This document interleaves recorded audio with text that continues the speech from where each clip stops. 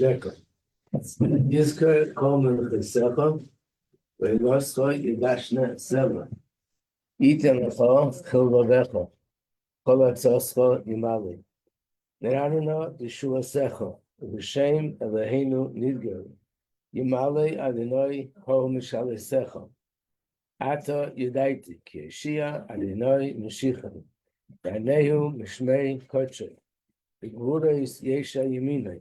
Eile Varechev. Ve'ele v'susim, v'anachnu b'shem Adonai Eloheinu nasku. Hema karav v'nafagu, v'anachnu kamnu v'naseidu. Adonai Yeshia, HaMelech Yaneinu v'yem kareinu. Whoa, Shalom Aleichem. Okay. Yes, nice to see you. Okay. So today we're going to start a new Mamar. And it's in the process of being fully printed. So we have a few sheets just so we can start.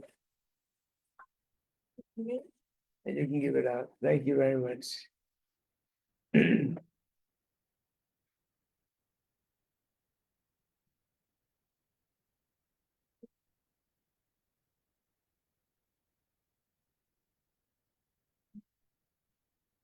But this is a Mamar from the Tzemach Tzedek.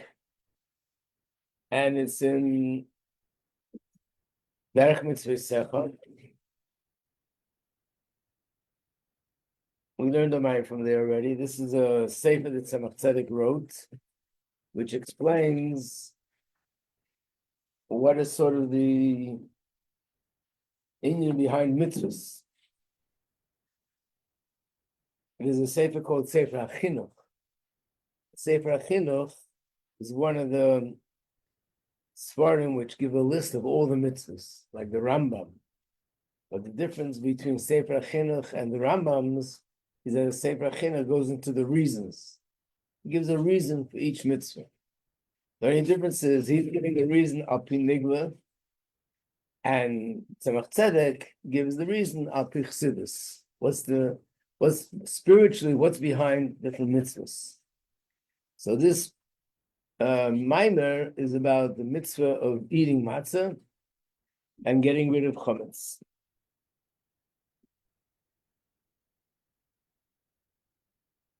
I put in a few sheets as references as we go along.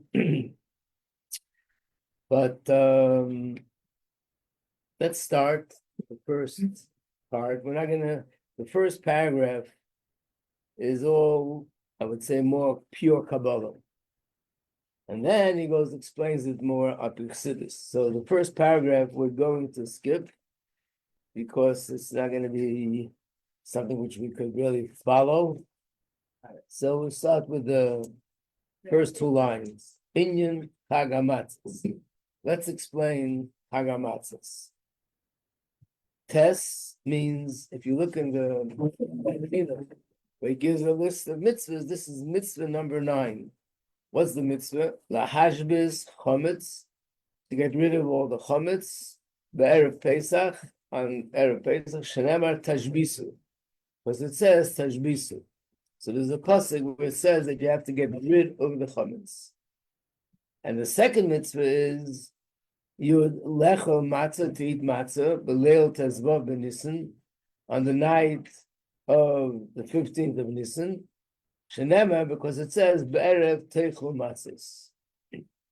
So I put in both sheets. If you turn the page, you have the psukim and the chumash, it's the Parshas Boi. So we just learned it recently in Chitas. The first pasuk is Shivas Yomim Matzahs Techelu. It's a mitzvah. You have to eat matzah 7 days. So even though it says you should eat matzah 7 days, but if you look at Rashi on the bottom, Rashi explains that the obligation is only the first day. Ach, v'yom harishon, on the first day, tashbisu se'omer b'teichem. From the first day of Pesach, we have to get rid of all the chametz in the house. And if you go to page 128, turn the page one more time. There's another pasuk where it says Barishon, the first day, Ba'arba yom lechedesh, on the 14th day, but at night. Teichel matzah is you should eat matzah. So from here we learn that to eat matzah the night of the Seder is a mitzvah, is a chiyuv, is an obligation. To eat matzah the other days is something which is optional. It's a rishus. So we're going to the second paragraph where it says lahavin. Lahavin k'tzas, to understand a little bit, the karev es el aseichel, to bring it closer to our understanding, inyan hamshachas meichin halogu. In the previous paragraph, like I said, he speaks about this in a language of more pure Kabbalah. This is drawn down and that's drawn down. So now we're saying, let's understand it more. What does it mean? Different things that are being drawn down. V'ha'ara hamagia lanu, the light that reaches us, ayidei zeh. So he starts off with the following. Ki yadua, it's known. Mashakosa b'zoyar, that which is written in the Zohar, Parshas Vayetze, ka matzah hi michlod v'hemnusa. That matzah is called michlod v'hemnusa, bread of faith. Where's the Zohar? So turn to the back. The last page that you have here, it's there, Parshas Tetzaveh. So this is, what you're looking at is a copy of the Zohar. Is of course it's pure Aramaic, but I'll read it and translate it.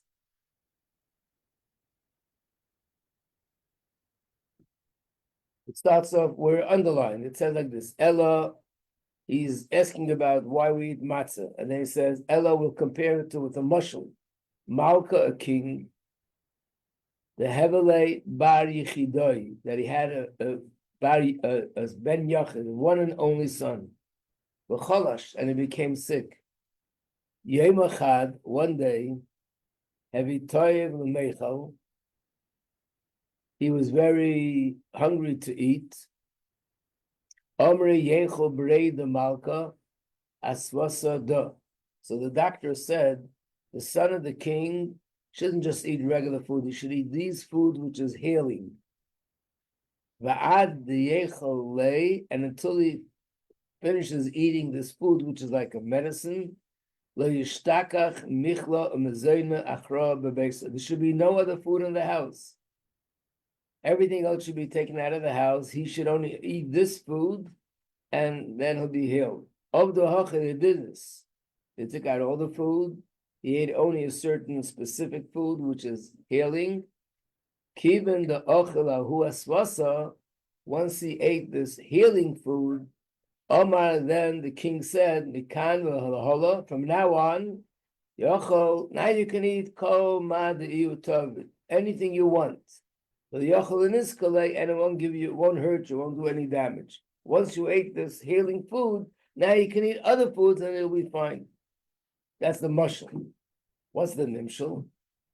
Kach, kadnavku Yisrael mitzrayim. When the Yidden went out of Mitzrayim, they didn't know the main secret of Amunah. Amar HaKadosh Baruch Hu, so HaKadosh Baruch Hu said, Yitamun Yisrael Asvasa, they should eat this healing food, which is matzah, and until they eat this food, they shouldn't even see any other food. So what is this food? Because they didn't have proper amunah. We know they lived amongst the Egyptians who worshipped idols. Kiven the achlu matzah, once they ate matzah, the ihi asvasa, that this is the healing food, l'meyal u'leminda, that they can go up and understand the secret of amunah. So HaKadosh Baruch Hu said, from now on, they can eat chametz and any other food that they won't do any harm. That's the mashal, that's the nimshal. You got a copy? Yes. So that means the Zohar is saying that matzah is called michlod v'hemnusa. It's food of amunah, food of faith. And now he's going to explain what that means.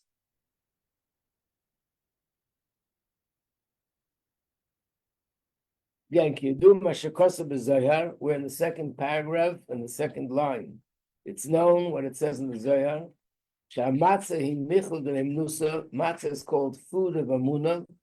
What does that mean? Matzah, by eating matzah, tischazik Amunah b'leiv neshamas Yisrael. This will strengthen the Amunah in the hearts of Yidden. V'chein kosav achinuch, the chinuch, that's the sefer that lists all the mitzvahs and gives reasons for them. He also writes about the mitzvah of Sipur Yetzias Mitzrayim. Why is it a mitzvah to tell the story of Yetzias Mitzrayim? Ki hu Yisoid Gadol.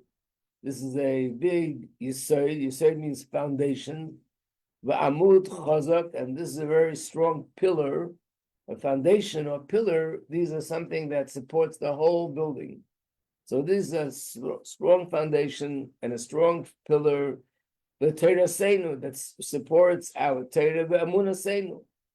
The Fishihilanu Ois Umeifes Gomer. To us, this is something which shows us very clear.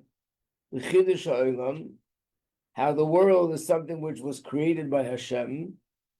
The Chiyesh Elokah Kadmon, and there is a God that He comes before everything else in the world that's created. Chofetz v'yochel poil kol hanimtzois. He's the one who desires, and He's the one who is capable to create everything that exists and everything that's here because of Him. Ubiyodei l'shanes hayesh, and He could change things. Shiachpez, whatever He wants, b'chol zman min hazmanim. Meishos b'Mitzrayim. Where do we see this in Mitzrayim? That's what happened. Hashem changed the nature of everything. Shashina tiva ha'olam b'shvilenu. So the water in the river turned into blood. Frogs that never do this all of a sudden did very strange things. All the wild animals did things that they never did before. Every one of the plagues, every one of the makas, this was something not natural. It's not the natural way, because Hashem is the one who created the world. Hashem is the one who created nature, and therefore He can do with nature whatever He wants. And by telling the story of Mitzrayim, it makes us more aware of it, to remember that Hashem is the one who can do everything He wants with nature. This is what it says in the Sefer HaChinuch. Vim shekosav dvarav eila pi pshat. True, he writes his commentary according to pshat. So what's the pshat?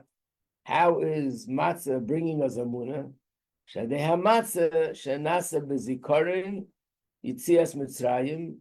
By eating matzah, we remember that we went out of Mitzrayim, and when we remember the story of Yitzias Mitzrayim, tikba b'levavenu, this will plant or fix in our hearts v'amunah azois, this amunah. And then he says these words. These words are, I would say, this is the thread through the whole Sefer HaChinuch. Achrei ha'pu'ulis nimshochem ha'levavis. The heart goes after the action. In other words, the Sefer HaChinuch explains the reason for many mitzvahs is, again, this is according to Pshat, that when you do a certain act, and this act represents a certain idea, by doing the act, let's say a person gives tzedakah. It doesn't mean that at the moment I give tzedakah, my heart is bursting with love for this person or compassion for this person. I'm just giving tzedakah. But when a person does a certain act, then the mind eventually follows that act. You do it once, you do it a second time, a third time. So what you're doing starts to become sort of the way you think, the way you look at things. And therefore he goes into a lot of the mitzvahs and explains this mitzvah represents this idea. That mitzvah represents another idea. Third mitzvah represents a third idea. And if I do these mitzvahs because they represent certain ideas, eventually these ideas become the ideas in my head. This becomes my way of thinking. So the same with matzah. Matzah reminds us of Mitzrayim, reminds us of all the miracles that Hashem did. What do the miracles mean? That Hashem is totally in control of nature.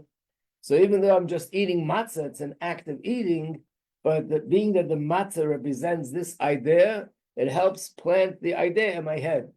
And every time we do the mitzvah, my amunah in Hashem becomes stronger. And the same is with the mitzvah. Every day we're supposed to remember Yetzias Mitzrayim. It's not only just to thank Hashem for taking us out of Mitzrayim, but every day when we remember Yetzias Mitzrayim, it helps us strengthen and reinforce the amunah that Hashem is totally in control. And he's not limited by the limitations of nature. So this is his quote, Achrei ha'pa'ulis, nimshachis halavavis. Nimshachim, lavavis means the hearts, pa'ulis means the action. So the definition, the translation of this phrase is that the hearts are drawn and they follow your actions. So if I act in a certain way, that becomes the way I think. Or the next words are the same idea. Paraphrase, Ha'adam nifal kafi kol pu'ulosav. A person becomes the way he acts. If he acts in a certain way, he becomes that way. Ayin Sham, if you would look at mitzvah tezvav, he explains it in the 16th mitzvah, he explains it at length. Good morning. That's the chinuch. Kol mokum, nevertheless, is there a copy for Amy?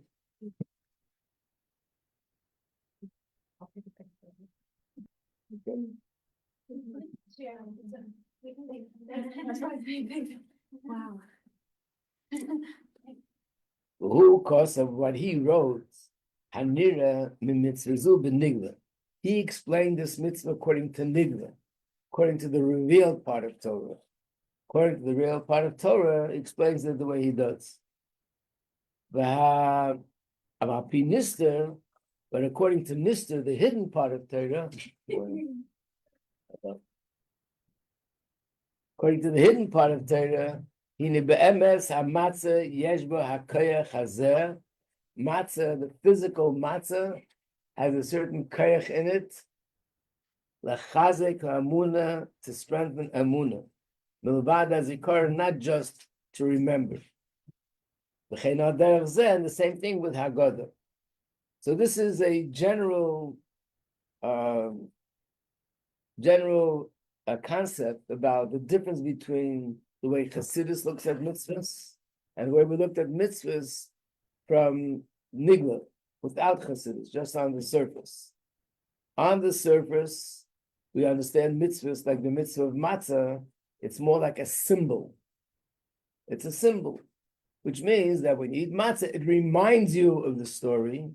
And when you think about the story, you remember that Hashem performed these miracles. It reminds us that Hashem is above nature and he controls nature and so on.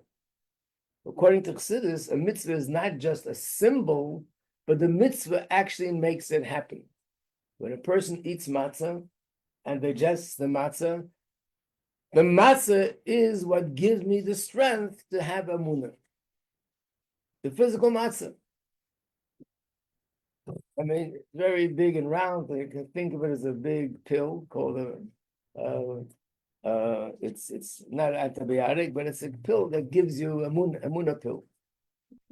So the same thing with other mitzvahs. When you put on tefillin, when a person puts up a mezuzah, all the explanations that are given, the mezuzah reminds me of this, and the tefillin reminds me of that, and the shofar reminds me to do tshuva, and the lulav and Esser reminds us to be ba'adlus. It's a symbol.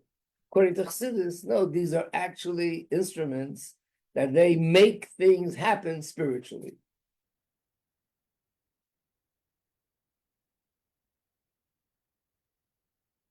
The same thing with Haggadah, the mitzvah of telling the story of Mitzrayim. Again, according to Nigla, you tell the story, you remember the details, you talk about the miracles, it brings out how Hashem is above nature. But according to Chassidus, just verbally telling the story has a spiritual power in it that it plants emunah in our hearts. But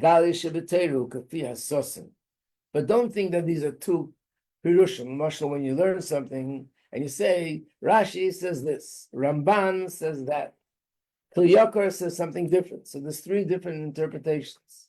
So some people make the mistake to think that the same is with Nigla and Chassidus. That according to Nigla is one explanation. According to Chassidus, it's another explanation. He says, no, it's much deeper than that. The Nigla is according to the Nister, which means just like a person puts on clothes, the clothes are measured according to the body. So this garment fits the head. This garment fits the body. This is a garment for my feet, so it's designed differently. This is a darm for my hand, a glove, so it's designed differently. The way it's explained in Nigla is actually really the same idea of Chassidus, but just the outside, just the external part of it. So it's saying like a levush to the guf, or like a neshama and a body, that one is invested in the other, but they're consistent and they come together. So when you look at the reason that's given in Nigla, it's not a different pshat in Chassidus. Chassidus is the deeper understanding of what it says in Nigla. Think of it as a mashal and a nimshal.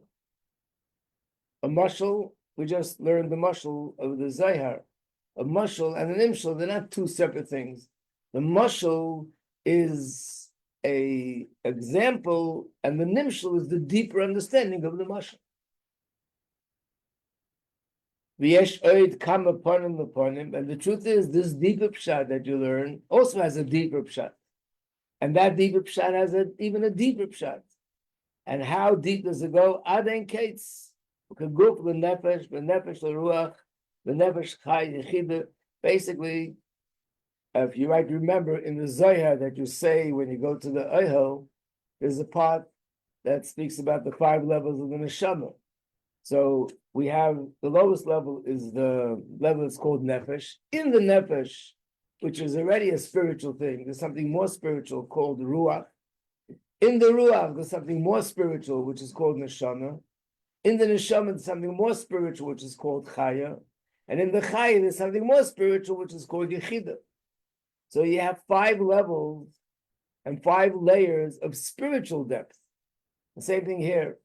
The reason that gives a nigla is the outside reason, the external reason, like a guf. The reason that's given in Chassidus is like the neshama, the deeper understanding of what it's on the outside. And then there's a neshama to the neshama, and a neshama to the neshama, and then it goes on, and he says, ad and case, there are infinite levels of depth of understanding. And the truth is, it follows what we're saying in Chassidus, that there are 4 worlds. There's Atzilus, there's Bria, there's Yetzira, and Asiya. Let's just think of that alone. So there's a way we understand it in the world of Asiya, and then there's a deeper way that we understand it in the world of Yetzira. Then there's a deeper way that we understand it in the world of Bria, and there's a deeper way we understand it in the world of Atzilus. And in each world there are many, many levels. So there's depth upon depth upon depth.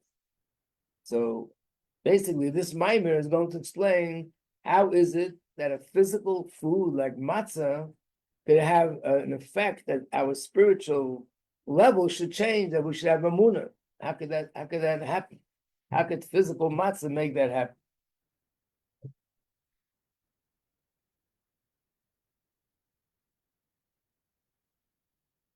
In order to understand this better, let's first preface. What is emunah? Again, there's a way people understand emunah on a simple level, and then there is a deeper understanding of emunah. She'eina kavana, emunah is not al inyan shakadosh baruch hu mechaya kol ha'olam es bilvad. For some people, emunah means I believe that the Eibishter is the one that gives life to the creation. And that's emunah. Someone once told me that he heard from a certain rabbi that he was on the train with his rabbi, and he was holding on to a piece of metal, like on the trains. They have these things, you shouldn't fall, you can hold on to something. But as he was holding on to it, so he says, I'm so certain that Hashem exists and he gives life to the world, just like I'm certain, almost like I'm certain that there's a piece of metal here. And he was proud to say that this is emunah. The emunah is that he believes that Hashem exists and he gives life to the world. Tzemach Tzedek said you can't really call this emunah. Why not? This is something you could perceive with your eyes of flesh. Emunah makes sense. There's something that you can't see, you can't perceive it, and you have to accept it with faith. But this you can see with your eyes. What does that mean?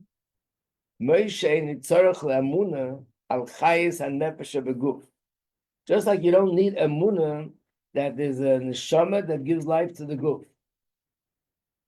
Why? I'm looking at a person or myself. What's the body? The body is flesh and blood, physical.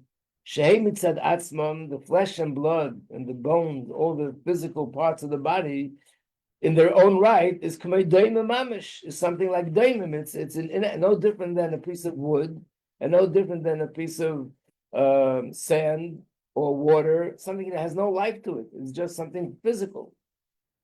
And yet it's alive. Clearly, there's something beyond the physical flesh and blood that's giving me life. It's ki'ilu roye b'ayin mamish, heyos ruchni, amis chayis ruchni, amis labish b'psori lach. It's as if he sees that there's a ruchni zikachayis that's in his body that's giving him life. Apal pi, even though shaloi ra muhus hanefesh utmana, so he never saw the actual neshama. If you ask a person, could you describe to what the neshama looks like? You can't describe it. Is it round? Is it pointy? Is it triangular? No, it's not. Doesn't have those that kind of description. It's something which is ruchnius. Okay, so I don't know what it looks like. I can't describe what it looks like, but I can tell you that it's there because I see that the body is alive.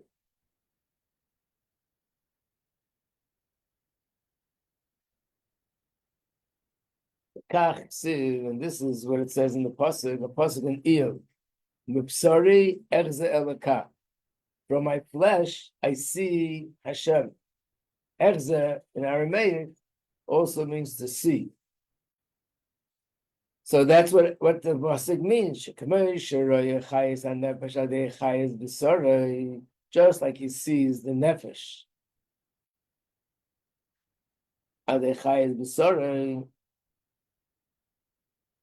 I mean, basically what he's saying is,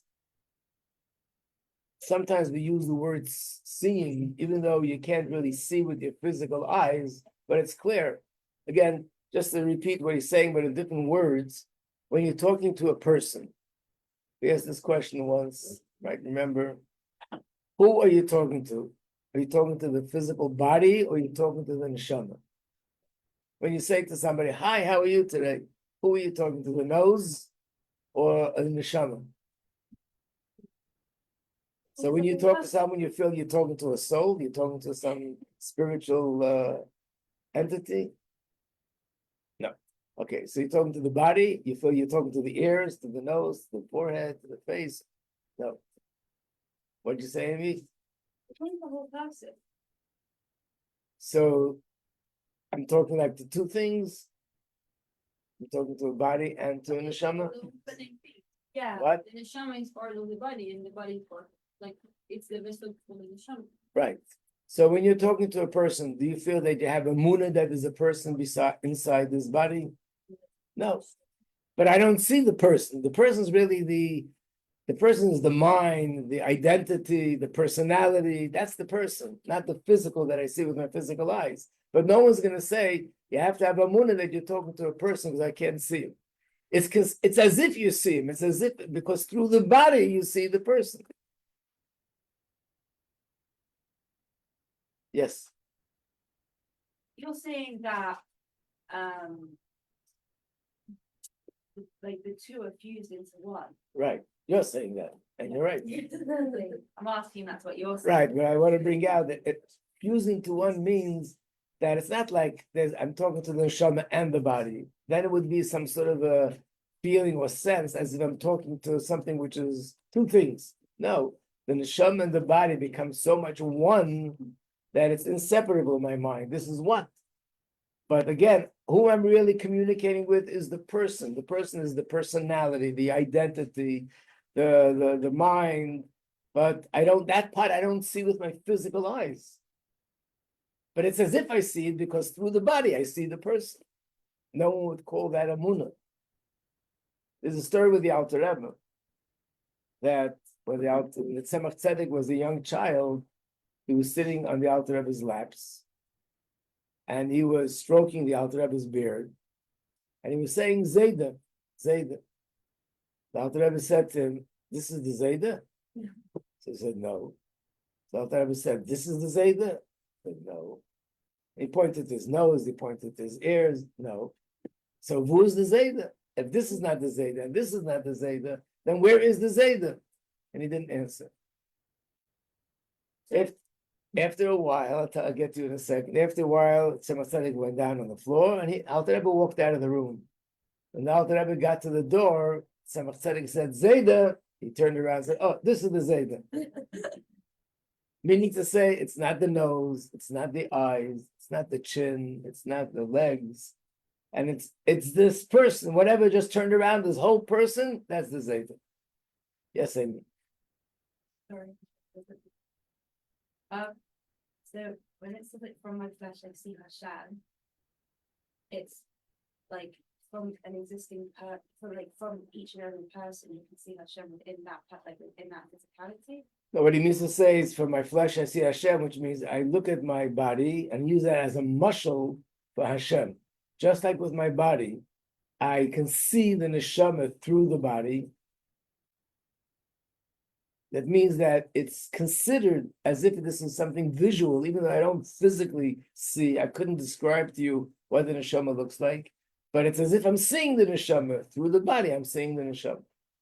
Same as with Hashem, that the Hashem, the world is a big body. It's huge. It's not as like the little body, but it's still like a body.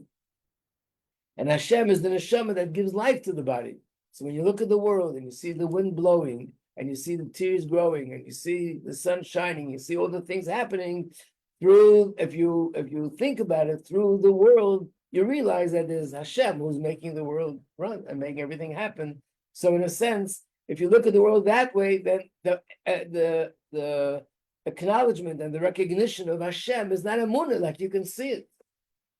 It's not a good thing. It is a good thing. That means that you're like you see. So why the not so good thing? Why the story with the man in the train with the stuff? Not a good thing. Because he's saying the same thing, like Hashem. No, but he was saying that this is by him emunah. Meaning to say, he has to use emunah to believe that Hashem exists. So the Tzemach Tzedek is saying it's not called emunah. If you look at the world, you see that there's a creator to the world that's creating the world and is running everything in the world. It's very clear. And then you look like that's the one you go out and you see it. Now, emunah is going to explain something deeper about Hashem, not just that Hashem is there and he gives life, something deeper. That's what he didn't explain it yet. He's going to explain.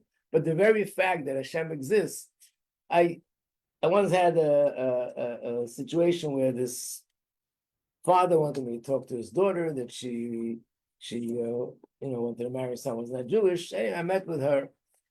I think I told you the story once, and she started off by saying, "Listen, I want you to know I'm not interested. I don't believe in anything. I don't believe in religion. I don't believe in God, and I'm just doing this because my father, asked me to do it. So that's the Shalom Aleichem. That's the first record.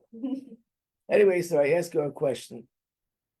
And the question was, I gave her a mashal. It's based on a story with the Ramban, but I just adjusted it a little bit. And I said that if you live in an apartment, you're there by yourself, no one else has a key to your apartment. On the table, you leave a blank piece of paper.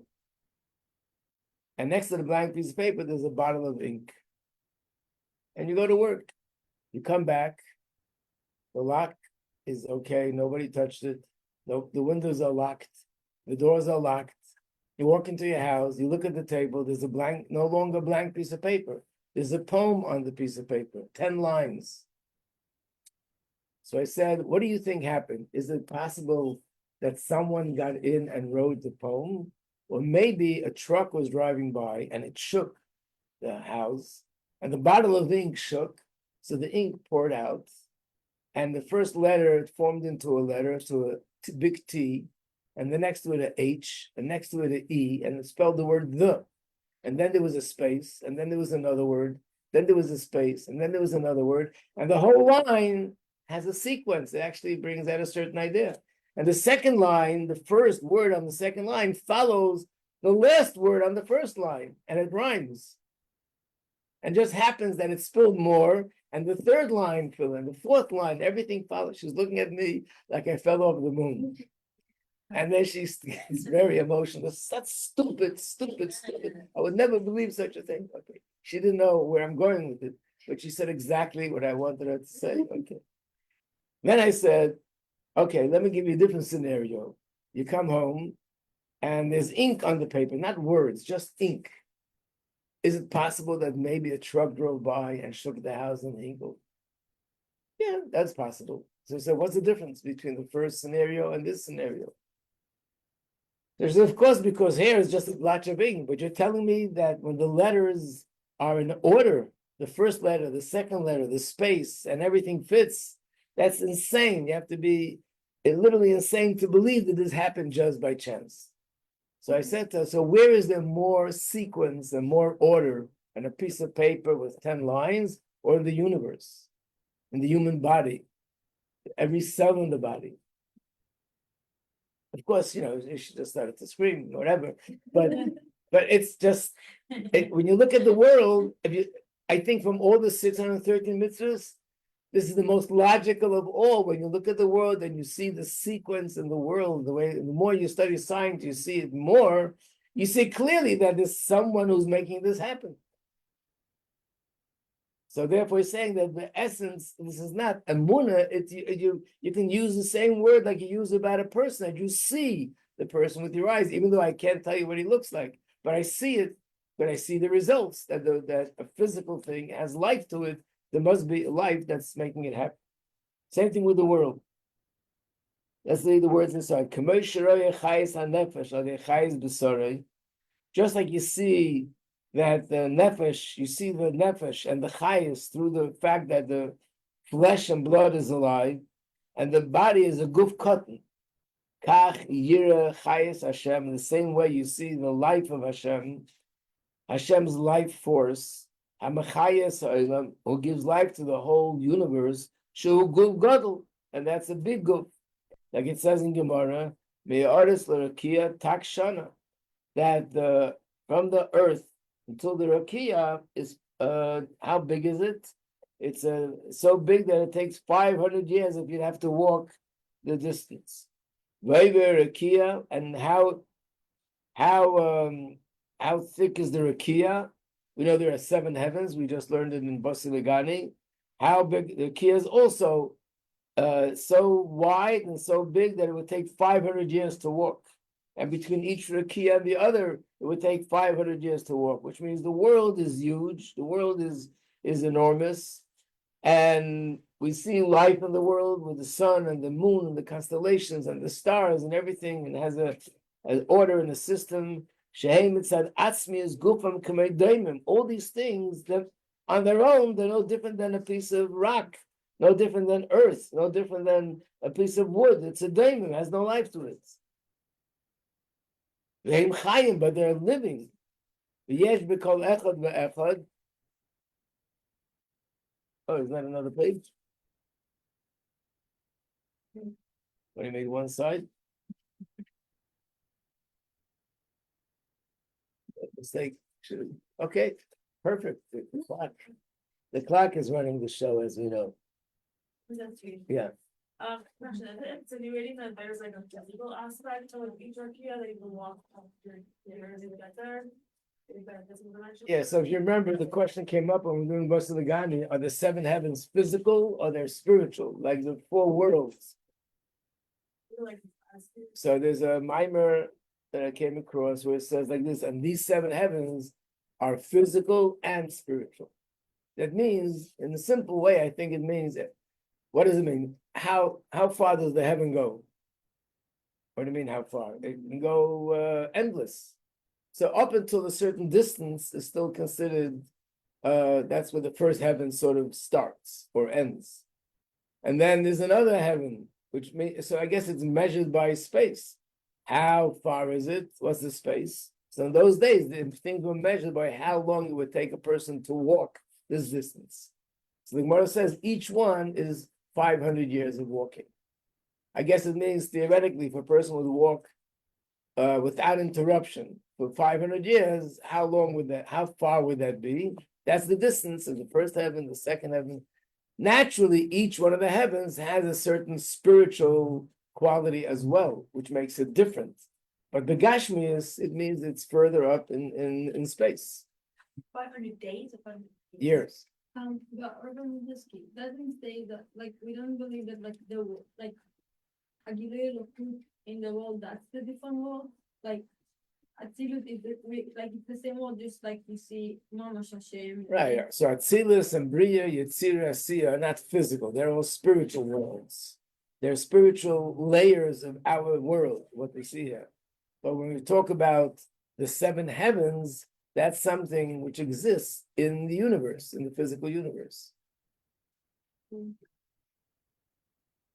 What does it mean? It means a certain distance in space. If you go this far in space, that's the first heaven. You go further in space, that's the second heaven, and so on. Okay, welcome to all the former Mechon students. Enjoy having you here again. Okay, we'll take a 5-minute break and we'll do a Sicha on Mashiach Gula.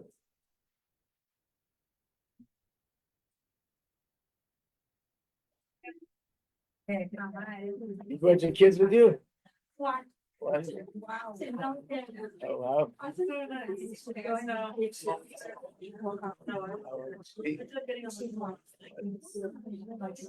Yeah, youngest. Yeah, the youngest. She takes the scale, so my husband and I were like, okay, you will take her off.